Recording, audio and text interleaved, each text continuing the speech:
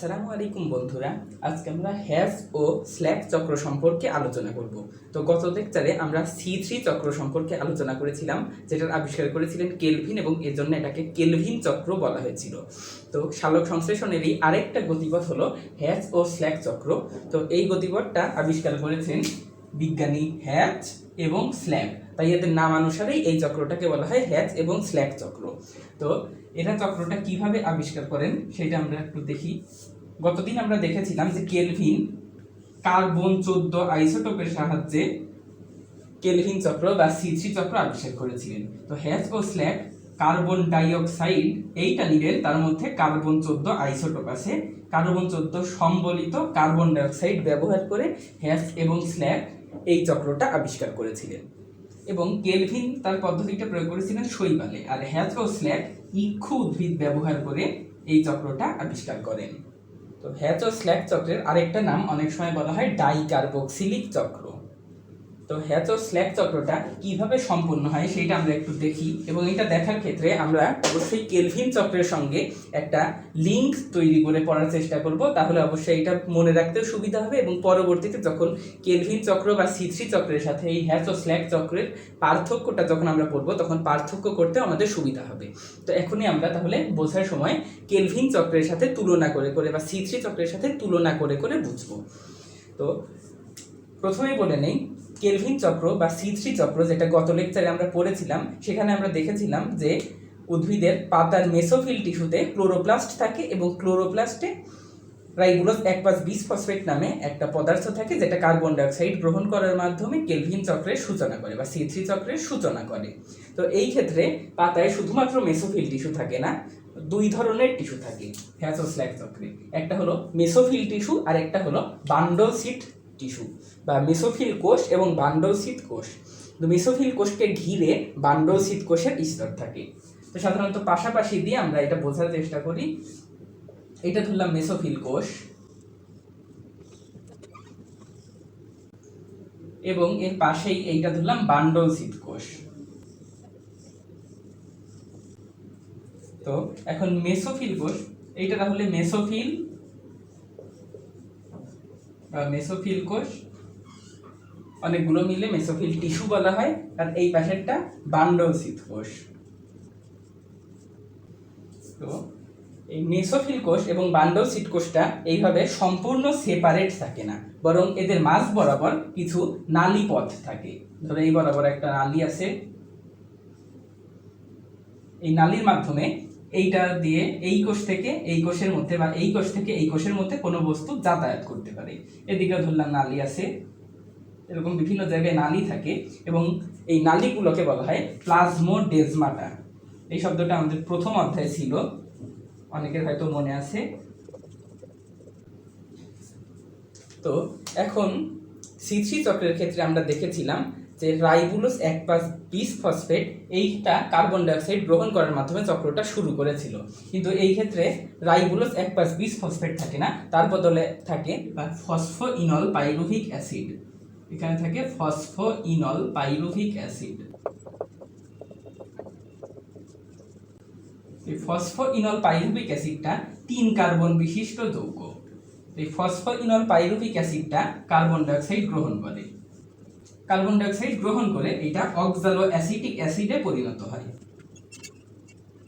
তো যেহেতু 3 কার্বনের সাথে একটা কার্বন লাগে, তাই অক্সালো অ্যাসিটিক অ্যাসিডটা হয় 4 কার্বন বিশিষ্ট। এখন এই অক্সালো অ্যাসিটিক অ্যাসিডটা পরবর্তীতে ম্যালিক অ্যাসিডে পরিণত হয়। আবার কোনো কোনো উদ্ভিদের ক্ষেত্রে অ্যাসপার্টিক অ্যাসিডে পরিণত হয়, তাহলে অ্যাসপার্টিক অ্যাসিড বা ম্যালিক অ্যাসিডে পরিণত হয়। তাহলে অ্যাসপার্টিক বা ম্যালিক অ্যাসিডটাও কিন্তু 4 কার্বন বিশিষ্ট অ্যাসিড। আর এখানে মনে রাখবে অক্সালো অ্যাসিটিক অ্যাসিডটা বিজারিত হয়ে অ্যাসপার্টিক অ্যাসিড তৈরি করে, এবং বিজারণ মানে এর সাথে হাইড্রোজেন সংযোজন হয়। আর হাইড্রোজেন সংযোজন হয় কোথা থেকে আমরা জানি, NADPH2 থেকে বা NADPH+H+ থেকে। এইটা NADP তে পরিণত হয় এবং এই যে হাইড্রোজেনটা থাকে সেই হাইড্রোজেনটাই অক্সালো অ্যাসিটিক অ্যাসিডের সাথে যুক্ত হয় হয়ে অ্যাসপার্টিক অ্যাসিড বা ম্যালিক অ্যাসিডে পরিণত হয়।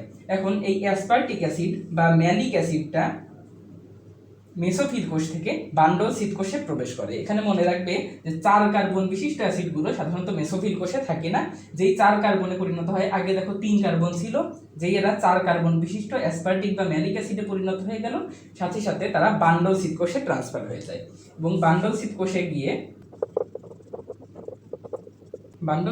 গিয়ে এই অ্যাসপার্টিক বা ম্যালিক অ্যাসিডটা এক অণু কার্বন ডাইঅক্সাইড ত্যাগ করে। এই ধরলাম এক অণু কার্বন ডাইঅক্সাইড ত্যাগ করলো। এই কার্বন ডাইঅক্সাইডটা কোথায় ত্যাগ করবে? এই কার্বন ডাইঅক্সাইডটা C3 চক্রে ত্যাগ করবে। এইদিকে ধরো C3 চক্র বা কেলভিন চক্র হচ্ছে, C3 চক্রে আমরা জানি রাইবোলোজ 1,2 ফসফেট থাকে, সেই রাইবোলোজ 1,2 ফসফেটের কাছে এই ম্যালিক অ্যাসিডটা কার্বন ডাইঅক্সাইড ত্যাগ করে দিবে এবং কার্বন ডাইঅক্সাইড ত্যাগ করার ফলে কার্বন সংখ্যা 1 কমে যাবে। তো ম্যালিক অ্যাসিড কার্বন ডাইঅক্সাইড ত্যাগ করে পাইরুভিক অ্যাসিডে পরিণত হবে। তো পাইরুভিক অ্যাসিডটা হলো 3 কার্বন বিশিষ্ট অ্যাসিড আমরা জানি। এবং ম্যালিক অ্যাসিডটা যখন পাইরুভিক অ্যাসিডে পরিণত হয় তখন আবার ম্যালিক অ্যাসিডের জারণ ঘটে, মানে এই জায়গায় বিজারণ ঘটেছিল, এর বিপরীতটা আবার হবে। তখন তাহলে এর উল্টা প্রসেস ঘটবে, অর্থাৎ পাইরুভিক অ্যাসিড থেকে হাইড্রোজেন বের হয়ে যাবে, বের হয়ে যে NADP তৈরি হয়েছিল এর আগে, সেই NADPর সাথে আবার লেগে যাবে, লেগে গেলে আবার NADPটা ঘুরে NADPH+H+ এ পরিণত হয়ে যাবে। তো এরপর আবার দেখো যখনই 4 কার্বন থেকে 3 কার্বনে পরিণত হয় তখন আর সেই যৌগটা বান্ডল শীথে থাকে না, সেটা মেসোফিল কোষে চলে আসে। তো পাইরুভিক অ্যাসিডটা আবার এই প্লাজমোডেজমাটা দিয়ে মেসোফিল কোষে চলে আসবে, 3 কার্বন বিশিষ্ট অ্যাসিড। এবং পাইরুভিক অ্যাসিডটা পরবর্তীতে ফসফোইনল পাইরুভিক অ্যাসিডে পরিণত হবে। তো এখন এখানে দেখো আমরা লিখেছি ফসফোইনল পাইরুভিক অ্যাসিড, মানে কি একটা ফসফেট যোগ হয়েছে পাইরুভিক অ্যাসিডের সাথে। তো যদি একটা ফসফেট যোগ করতে হয়, সেই ফসফেটটা কই থেকে আসবে? যখনই ATP ভেঙে ADP তৈরি হবে, আর আমরা জানি সাথে একটা ফসফেট মুক্ত হবে, সেই ফসফেটটা পাইরুভিক অ্যাসিডের সাথে যুক্ত হয়ে ফসফোইনল পাইরুভিক অ্যাসিড তৈরি করবে, আর ATP ভেঙে ADP তে পরিণত হবে। তাহলে এইটাই হলো আমাদের মোটামুটি হ্যাশ ও স্ল্যাক চক্রের প্রসেসগুলো বা মেকানিজমটা। তো এখানে কিছু এনজাইমের নাম আমাদের লাগবে। দেখো, যখন কার্বন ডাইঅক্সাইড যোগ হবে, আমরা জানি কার্বন ডাইঅক্সাইড মানে কি এরকম COO এই রকম লেখা যায়। তো এই যে মূলকটা, এটাকে বলা হয় কার্বক্সিল মূলক। তো COO বা কার্বন ডাইঅক্সাইড যখনই যোগ হবে, অর্থাৎ কার্বক্সিল মূলকের যোগ হচ্ছে, তাহলে এইটাতে যে এনজাইমটা কাজ করবে সেটাকে বলা হবে কার্বক্সিলেজ এনজাইম। এখন এর আগের ক্লাসগুলোতে আমরা বলেছিলাম যখনই NADPH+H+ ভেঙে NADP তে পরিণত হবে তখন যে এনজাইমটা কাজ করে সেটার নাম হলো ডিহাইড্রোজিনেজ এনজাইম। কারণ হাইড্রোজেনটা মুক্ত হয়ে যাচ্ছে, দেখো NADPH+H+ থেকে শুধু NADP হয়েছে, তাহলে ওই হাইড্রোজেনটা কিন্তু নাই হয়ে গেছে। তো হাইড্রোজেনটা রিমুভ করে দিচ্ছে, এই কারণে এই এনজাইমটাকে বলা হয় ডিহাইড্রোজিনেজ এনজাইম।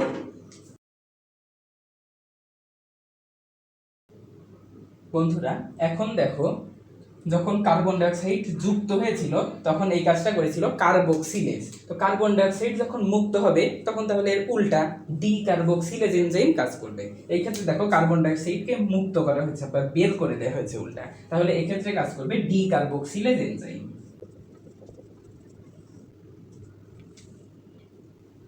এখন দেখো পাইরুভিক অ্যাসিড থেকে যখনই ফসফোইনল পাইরুভিক অ্যাসিড তৈরি হয় তখন যে ফসফেটটা যুক্ত হয় সেটা আসে কোথা থেকে? ATP ভেঙে ADP তৈরি হয় এবং আরেকটা ফসফেট তৈরি হয়, সেই ফসফেটটা আসে। তো ATP ভেঙে যখনই ADP তৈরি হয়, আগের লেকচারগুলো যারা পড়েছো তারা জানো যে ATP কে ADP তে তৈরি করে কাইনেজ এনজাইম। তাহলে এই ক্ষেত্রেও ATP কে ADP তে পরিণত করবে কাইনেজ এনজাইম, আর অনেক ক্ষেত্রে বলা থাকে পাইরুভিক অ্যাসিড কাইনেজ। বন্ধুরা, এই তাহলে ছিল আমাদের মোটামুটি হ্যাচ ও স্ল্যাক চক্র। তো দেখো আমি আরেকবার শুধু রিপিট করছি, তোমরা একটু মিলাই নাও। ফসফোইনল পাইরুভিক অ্যাসিডটা এক অণু কার্বন ডাইঅক্সাইড গ্রহণ করে অক্সালো অ্যাসিটিক অ্যাসিডে পরিণত হয় এবং অক্সালো অ্যাসিটিক অ্যাসিডটা দেখো বিজারিত হয়ে অ্যাসপার্টিক বা ম্যালিক অ্যাসিডে পরিণত হয় এবং সেই অ্যাসপার্টিক বা ম্যালিক অ্যাসিডটা মেসোফিল কোষ থেকে বান্ডল শীত কোষে চলে আসে।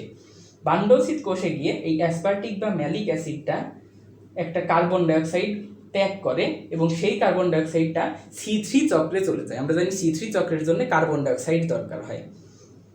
আর অ্যাসপার্টিক অ্যাসিডটা কার্বন ডাইঅক্সাইড ত্যাগ করে পাইরুভিক অ্যাসিডে পরিণত হয়। তো যেহেতু 4 কার্বন থেকে একটা কার্বন ডাইঅক্সাইড ত্যাগ করেছে, তাই পাইরুভিক অ্যাসিডটা হয় কার্বন 3 সংখ্যা বিশিষ্ট। এবং পাইরুভিক অ্যাসিডটা পরবর্তীতে মেসোফিল কোষে চলে আসে এবং পাইরুভিক অ্যাসিডের সাথে একটা ফসফেট যুক্ত হয়ে আবার ফসফোইনল পাইরুভিক অ্যাসিড তৈরি হয়। তো বন্ধুরা, এখানে লক্ষণীয় একটা বিষয় দেখতে পারবে যে এই যে টোটাল চক্রটা হ্যাচ ও স্ল্যাগ চক্র, এখানে কিন্তু কোনো শর্করা তৈরি হয় নাই। দেখো, জাস্ট চক্রটা ঘুরছে কিন্তু কোনো শর্করা তৈরি হচ্ছে না। যেমনটা C3 চক্রে হয়েছিল, শর্করা তৈরি হয়েছিল, আমরা দেখেছিলাম। তো এই ক্ষেত্রে কোনো শর্করা তৈরি হয় না। তো শর্করা তৈরি হয় তাহলে কিভাবে? এক্ষেত্রে যখন এই অ্যাসপার্টিক বা ম্যালিক অ্যাসিডটা কার্বন ডাইঅক্সাইড ত্যাগ করে C3 চক্রে পাঠায় দেয়, সেই C3 চক্রে শর্করা তৈরি হয়। আর এই চক্রটা এমনিতেই ঘুরে আসে, তার মানে হ্যাচ ও স্ল্যাগ চক্রে সরাসরি কোনো শর্করা তৈরি হচ্ছে না। তো বন্ধুরা, এই ছিল আমাদের তাহলে হ্যাচ ও স্ল্যাগ চক্রের মেকানিজম। তো এখন হ্যাচ ও স্ল্যাগ চক্র সাধারণত 3 রকম দেখা যায়। একটা হলো NAD ম্যালিক এনজাইম প্রকার, আরেকটা NADP ম্যালিক এনজাইম প্রকার, এবং আরেকটা ফসফোইনল পাইরুভেট কার্বক্সিকাইনেজ এই প্রকার। তো এই 3 প্রকারেরই উদাহরণটা তোমাদের MCQ মাঝে মাঝে আসে। তো দেখো, NADP ম্যালিক এনজাইম প্রকার, এই প্রকারের ক্ষেত্রে উদাহরণ হিসাবে দেয়া আছে ভুট্টা, ইক্ষু, সরগাম, ঘাস ইত্যাদি। এবং NAD ম্যালিক এনজাইম প্রকার, এই ক্ষেত্রে দেখো উদাহরণ হিসাবে দেয়া আছে মিল্লাত, কাউন, চীনা ইত্যাদি। এবং ফসফোইনল পাইরুভেট কার্বক্সিকাইনেজ, এক্ষেত্রে উদাহরণ দেয়া আছে গিনি ঘাস।